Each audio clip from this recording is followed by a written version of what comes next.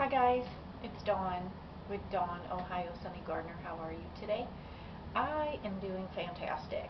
I have just looked at the weather for this coming up week and ooh, I'm so excited. We are going to be able to get our cold, hardy seedlings outside. To start this video with an update on the greenhouse, it was supposed to be finished, but all of the wind and cold weather that we have part of it put together, it kept falling over and just was not cooperating. So I was pretty bummed about that. I was hoping to get these cold hardy plants into the greenhouse and then have room for my flowers that I'm getting ready to plant and get them on the heat pads. But that was one of the tips that I wanted to talk to you about. Last year I had a small greenhouse. It was a four tier shelf, and it was cute, but it did not do the trick. We didn't support it very well, and it blew away, brought it back, kind of similar to my big greenhouse that blew away. But when it did, it ripped a hole in it, and I thought, oh my gosh, I have so many seedlings right now that had already submerged and needed sunlight. So in an emergency, I actually put them in our cars. I had them in the front windows, I had them in the back window, like, in the morning, the front windows, and then in the back in the evening. And I will tell you, it worked.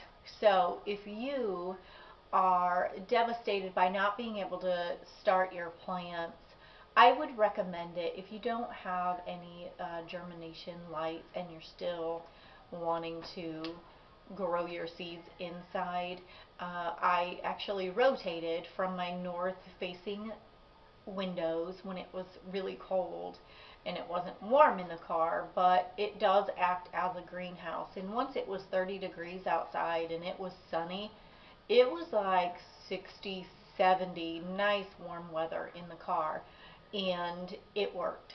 So I am starting my flowers, and I wanted to go over with you the flowers. A couple of them I had in the garden last year, and some I did not. The purple cone flower actually is echinacea, and I'm starting to get into a little bit of the medicinal herbs and flowers.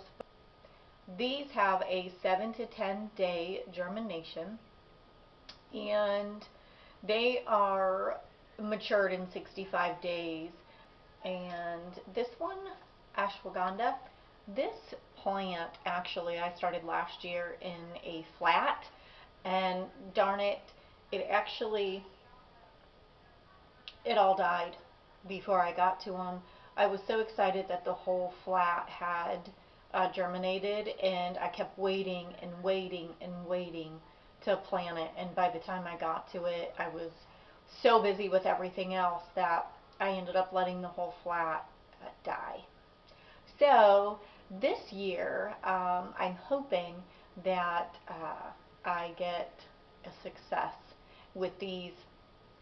My friend Amy, she takes a supplement and a capsule of these, and what these are for is widely employed to ward off anxiety, and works as a sleep aid. So I'm really excited to try these this year, and hopefully I can share them with my dear friend Amy. Let's see, next up I have a couple carnations, and they are from M.I. Gardener. This one is a white carnation, and when my mother passed away last month, I'm telling you what, when I walked into in her visiting room, it smelled so amazing. They had a lot of snapdragons and a lot of carnations and some of her flowers that family and friends had sent. So I want to try these this year, and hopefully I can get enough to where I can cut flowers and put them in the house. I also have a pink carnation that I'm going to start as well. This one, same thing, just a little bit of color that I want to put in some of my vases or cut flowers. I've never grown carnations, so hopefully. And let's see, a snapdragon.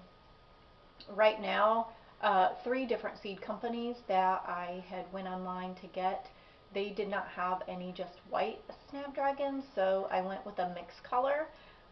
This one says you can sell them inside 6 to 8 weeks before the last frost, so we'll be starting these. And nasturtiums, the same. This one is a dwarf jewel mixed color, and same thing, gonna start it inside. This is one of the pollinating flowers that I will use in the garden. And these next 2 are the same as well. These are good pollinating flowers. Marigold French Dwarf Double Mix. There's that one. And I have the zinnia mixed flowers. Both of those last year, they really took off. They were so tall. I ended up fertilizing them, I think once a week or twice a week, and they grew huge. And I will tell you, I had bumblebees out there, I had bees out there. I've also got some other flowers that I'm going to be starting, but you don't start those till 4 weeks before the frost date. And there are a flower garden seed mixture. It's just got some random cute little ones in it. And then to use with my cut flowers once I bring them in, and I do not know how to say this at all, but it's a carpet of snow. It's some white flowers, and I'm hoping that these do well so I can use these inside. And then how about the last one is a morning glory. This one is going to be, this one collects the pollinators too, so this one will be a good one for that. So on with starting my flats, the soil that I have got here, I did pre-soak it. And how I do my flowers, when I pre-soak my soil, put them in, I've been filling my cells about, I don't know, maybe a ½ an inch from the top, leaving some room for some sifted, light dusted soil that I'm going to put on after I put the seeds into the cells. And so that way on the top I can just mist them with my misting bottle, so that way they're not floating away or submerging on top of the soil after I water them and they don't germinate. So I'm hoping that that works well. I did that with a lot of my vegetables this year too. And so after I get done doing that, I'll put on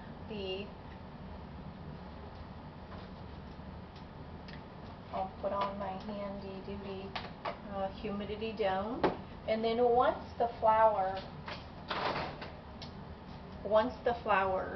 submerge, the little seedlings submerge from the soil, I will then put them under the grow lights, and I'll have plenty of space. Then I will take my popsicle sticks and I will break them in half, and then on one side I'll write what flowers they are and then the date when I planted them.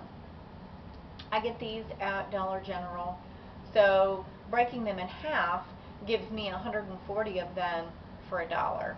I'm sure that you can get them cheaper than that, but it's just easier for me and it is pretty frugal. So that's how I label my plants.